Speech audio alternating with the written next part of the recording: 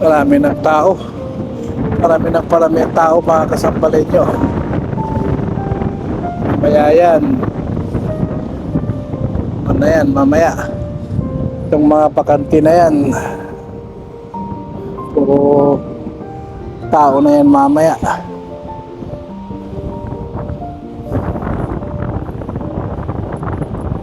Yan, ganyan lang ang buhay dito. Maganda yung panahon. Labas. Dahil pagdating ng winter, kulong na naman sa bahay ang mga tao. Yan yung panahon na trabaho bahay ang tao.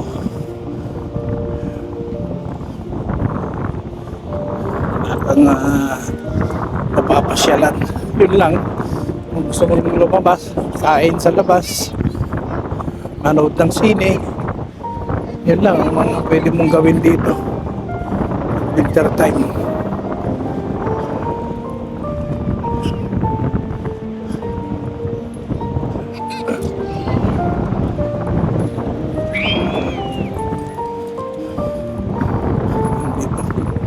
Diyan kami kumain minsan kasama si Rihanna.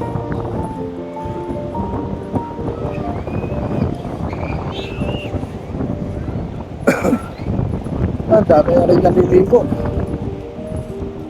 Medyo mahangin.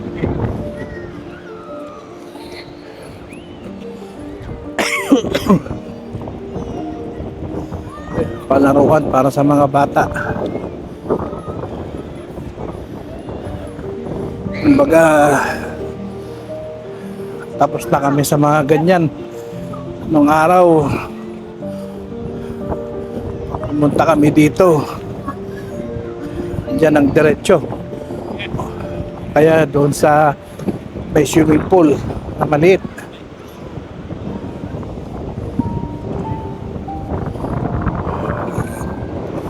May lifeguard naman na nakabantay dito palagi. So, safe naman ang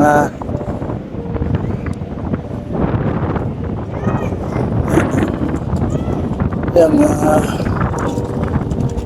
pick up na yan.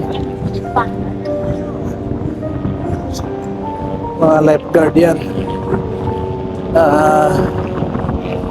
Standby dito at ganitong panahon.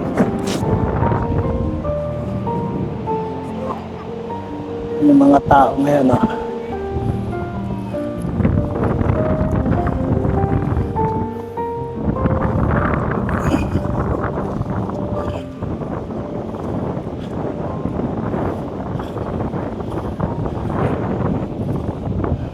ito yung swimming pool. Naayos na naman nila ito. Kaya ito mga araw, panahon na si Rihanna at si Jovic. Kaya maganda yan. Gagaling nila dyan sa dagat. Diretso sila dyan sa fresh water. Now, ligo. Ewan ko bakit hindi pa naka-open yan. High school holiday, Buksan Palayan. Kasi may pasok pa pala mga kasambalay nyo dito. Kaya yan yung pick up yan yung lifeguard o coast guard. Lifeguard lang hindi naman coast guard yan. Lifeguard. Ito yung swimming pool dito. Hindi naman actually swimming pool kundi palaruan ng mga bata. Aqua Splash pala tawag nila dyan. Yan. May mga tubig-tubig dyan. Ganda rito.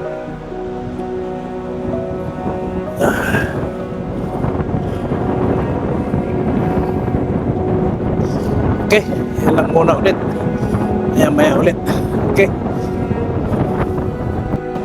Ayan. tapos na tayong naglakad mga kasampalinyo. So dito tayo nagsimula sa may Ferris wheel at dito rin tayo nagtapos ng ating lakad. So yun, ganun lang. At least naka-exercise tayo kahit papaano. Yung pang pinakadulo nito, kunti na lang naman yan, yung pinakadulo niya. At yan o, madami na yung tao ngayon sa dagat. Sabi ko nga sa inyo, hanggang mamayang hapon yan na puno na yan. Walang masyado dito sa area na ito. Doon ang marami, medyo marami na. Eh siyempre pag dumating na yung mga tao dyan, kanya-kanyang hanap na ng lugar yan. Problema lang dito, isa lang yung toilet. Ito lang ang toilet nila dito. Ewan ko kung gumagana pa itong Ferris wheel nila. Napuna na natin ng drone dati yan. So, wala na kasi yung ibang fare dyan yung ibang mga kasama nito. Naiiwan ito. Hanggang September yata, sabi ni Mrs. So yun lang mga kasambalay nyo. Bigyan na kaming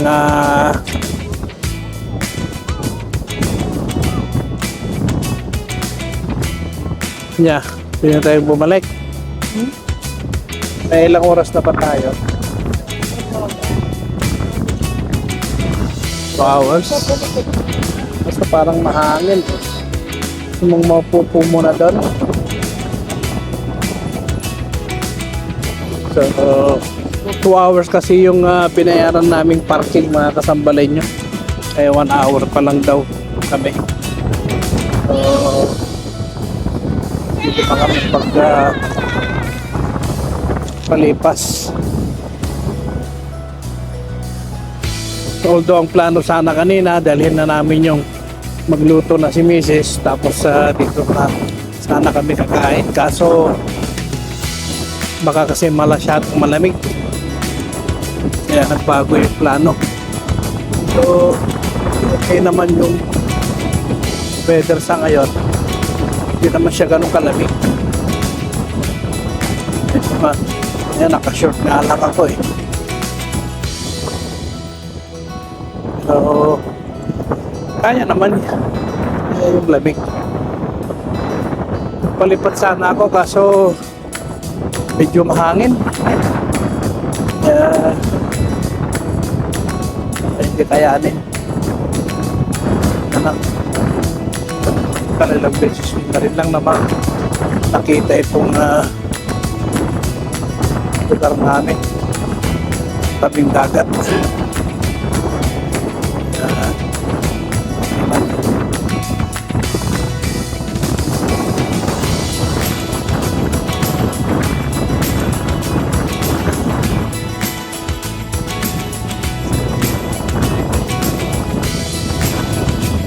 Doon kami nagparada sa, ayan nga yung gym, ayan yung hotel.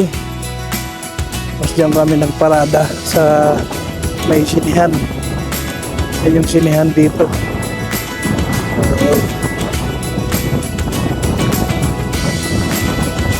Sa taas yan hindi niya kayang talunin yan. Yung kutsi namin nakaparada. So lagat-lagat muna kami. Ibusin namin yung 2 hours. Sayang din yung bayad mo.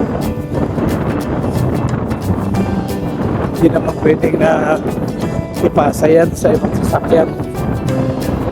Kasi papasok mo yung registration number ng hindi siya pwedeng ipasa.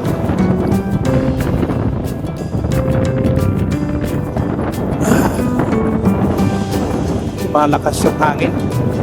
Ano, hindi po pwede na palipat.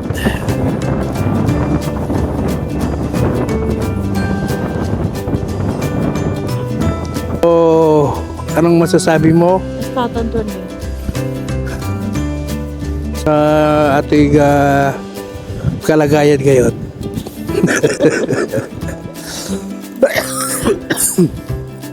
Interview. Anong masasabi nyo about sa tagal nyo dito sa UK? Na yun nga, ilan? 21 years? 22?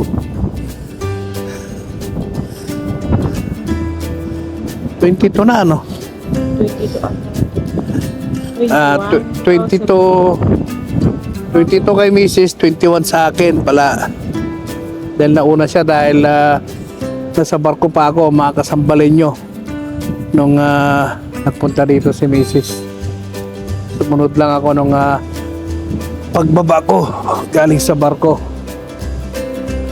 Yun na yung ating bumaba ako ng June 2003. Yun na yung aking huling barko. Napunta ako dito ng October 2003. Yun. Ito.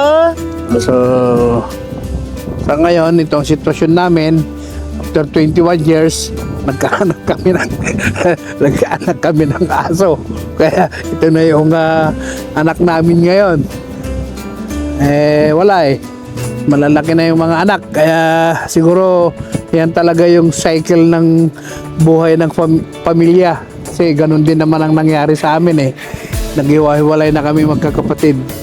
Although ako yata pinaka-una yatang humiwalay sa aming magkakapatid. Di Kuya Jun. Ako Heidi, nasa Pilipinas pa si kuya ko nung nagbarko ako. Pag barko ko, pagbalik ko, yun pa lang yung umalis yung kuya ko. So parang sa aming magkakapatid, kung di ako magkakamali, ako ang pinaka-unang nag-abroad. Siyempre, tatay ko siyempre, then ako. Tapos yun, nagkasunod-sunod na kami. Yung panganay, siyempre, kung saan din napadpad yun. Kasi nga, sa Philippine Embassy nagtatrabaho, kung saan na napunta. Ngayon nga, nasa Japan. Then yung pangalawa, yung teacher, yung nga napunta sa Brunei. Hanggang sa ilang taon din siya doon. Hindi ko matanda kung ilang taon yung ate ko na teacher sa Brunei. Sa international school. Ngayon nagretiro na, kaya nasa Pilipinas na. Tapos siyempre yung kuya ko sa Amerika. So ano, pagkaiwa-hiwalay kami. So ngayon is May 17. Ngayon yung birthday ng aking father. Happy birthday, Daddy! Kailangan pa bang sabihin ko yung edad? 80 plus, of course. Ate Dory. Yan, tsaka yung ate ko. Hindi naman 80 plus yung ate ko. Hindi ko na sabihin yung edad, baka magalit. Pero, hindi pa siya senior citizen. Yan ang good news. Hindi pa senior citizen yung pangalawang ate ko. So, hulaan nyo na lang kung anong edad niya. Basta ako, 57 na ako sa October. And, every year, nanganganak yung mother ko. Ako, bunso. Yun. Tip na yon. So alam nyo na kung ilang taon na yung ate ko na nag-birthday ngayon kasabay ng tatay ko. Kaya birthday ng tatay ko, nanganak yung nanay ko. Yun ang kwento doon. Kaya sabay ang birthday ng father ko tsaka yung ate ko. Okay? At ngayon andun sila sa Amerika. Doon sila kasi yung parang naging kuwan nila na mag-birthday yung father ko for the last time sa Amerika. At least kaya pa niyang bumiyahe. So doon siya ngayon nag-birthday. At kasama yung ate ko. At yung ate kong nasa embassy naman na nasa Japan, nandoon din. Yung kuya ko nandoon din. Nandoon sila sa Sacramento, California. Doon sa bahay ng pamangkin ko. Yung panganay na anak ng panganay namin. Dahil doon nakabase yung asawa niya na opisyal naman sa US Air Force. active pa siyempre dahil bata pa.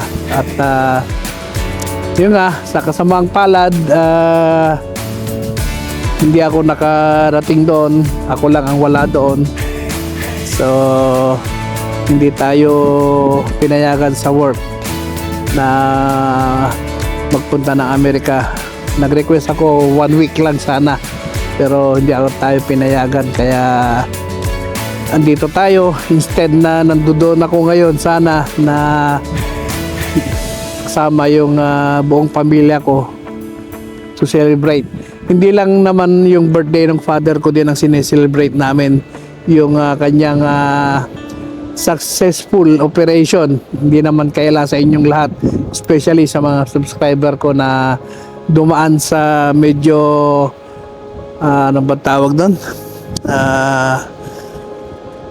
mabigat na operation yung father ko, dahil nga yung sa ulo niya may namuo na dugo sa kanyang ulo na nakasurvive. Dahil hindi naman ganun kadali yun. Siguro medyo madali yon sa mga bata-bata, but with that age, 80 years old, makasambalay nyo, kahit naman siguro sinong doktor o tao, medyo mag-aalangan na sa ganong edad, 80 years old. But yun nga, nakasurvive. Isa rin sana yon na parang gusto rin namin i-celebrate sa kanyang birthday, na nakasurvive siya doon. Wala tayong magagawa, ganun talaga. At least andun sila, masaya na rin ako, mga kasambalin nyo, na makita silang masaya. At of course, na makita yung father ko na buhay na buhay at malakas pa, nakakaya pag magbiyahe papuntang Amerika. So blessings yun from the God, kaya nagpapasalamat kami, of course, sa taas, dahil nakasurvive yung father ko sa ganong nakakatakot na sitwasyon din. At sana nga tuloy-tuloy ang blessings, hindi lang sa pamilya ko, sa pamilya din ni Mrs. of course, at sa amin din, sa pamilya ko din, at makasurvive kami lahat, sa tayong lahat na nandito sa mundo. Yung nga, nagbabago na nga yung trend ng mundo ngayon. Marami ng sakit, marami ng mga gera-gera. So all we can do is just pray lang na sana maayos lahat ng mga problema sa mundo. But of course, bago yung sa buong mundo, yung munang sarili nating problema maayos natin, okay? Yun lang, medyo napahaba na naman ito. So last words, anong gusto mong sabihin? If you want to say something. How about you, boy?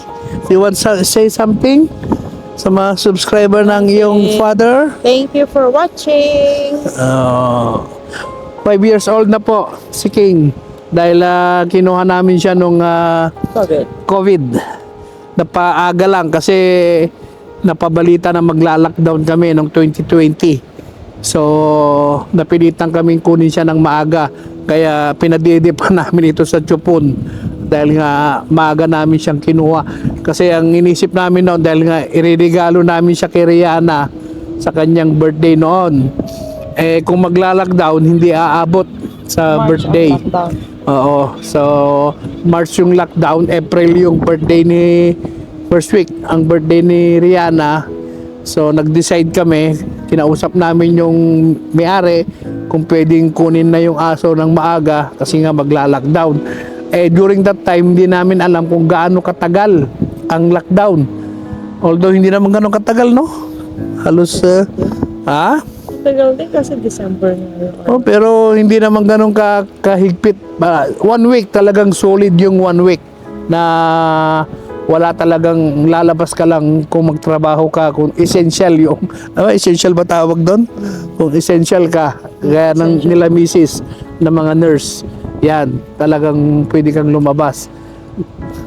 Grocery, pila. One in, one out ang grocery nung araw. So parang nag-alala kami ni Mrs. na baka hindi namin ito makuha. Ito ang request nung bunso. Kaya pinagtiyagaan ni Mrs. na padidihin ito sa bote na parang sanggol talaga, kaya talagang halos sa amin na siya lumaki. Malaking kaibahan. Tulad ngayon nga, dadalawa na lang kahalos kami ni Mrs. Ang laking tulong ng may aso. Sabi ko nga, malaking tulong ang may aso. Tulad yan, stress. Ang laking tulong ng aso, mga kasambalin nyo. Sa mga wala pang aso, subukan nyo. Especially kung yung mga kagaya ng sitwasyon namin ni Mrs. ngayon. Ang laking bagay ng may aso. At least, hindi nyo naman masasabing kayong dalawa na lang talaga. Meron siya na magpapasaya sa inyo. Ang kagandahan nito, pagalitan mo man, hindi marunong sumagot. Hindi marunong magdabog-dabog. Yan ang kagandahan ng may aso, mga kasambalin nyo. At siyempre, pag darating ka from work, super excited. O kaya sabihin mong lalabas, super excited. Pag nandito yung mga anak namin, yayain mo sa labas, minsan ayaw pa eh. Mas gusto pang magkulong sa kwarto, magpahinga, mag-gadget. Samantala ito, sabihin mong lalabas kayo, sus Mariusep, nagbibihis ka pa lang, hindi na mapakali. So yun ang kaibahan ng may aso. Talagang ako, ina-advise ko, lalo sa ganitong sitwasyon namin ni Mrs. na kaming dalawa na lang halos, mag-alaga kayo ng aso. Isa lang, okay na yung isa. Gusto nga nung anak namin, isa pa daw. Sabi ko, okay na yung isa. Parang malaking relief sa sitwasyon namin ni Mrs. ngayon. Dumating na kami dun sa point na sinasabi nga nilang kanya-kanya na. Kumbaga, wala na yung mga bata. Kami na lang. So, ayaw ko man, wala akong magagawa. Ito na yung talagang makakasama ko habang buhay. Joke lang, mga kasambalay. Mahal na mahal ko siyempre. Mahal na mahal ko yung misis ko. Wala ako Ikaw yung... ba walang choice, ha? Wala ako. Narinig niyo yung sabi niya? Wala Ikaw ba akong walang choice? ibang misis kundi ito lang siyempre. Okay? Wow, parang true. Yun naman ako naman kahit naman nung nagbabarko pa ako hanggang ngayon never ako nagloko. Alam yan ng mga taong Sige na, bye! nakakilala. Bakit ba? Bye! Siya mismo hindi naniniwala. Yung mga nakakakilala sa akin, comment lang kung hindi kayo naniniwala. Okay? Okay, yun lang. Maraming salamat po. Ulit, sa mga subscriber ko, shout out sa inyong lahat. At sana wag kayong magsawa, okay? Maraming salamat.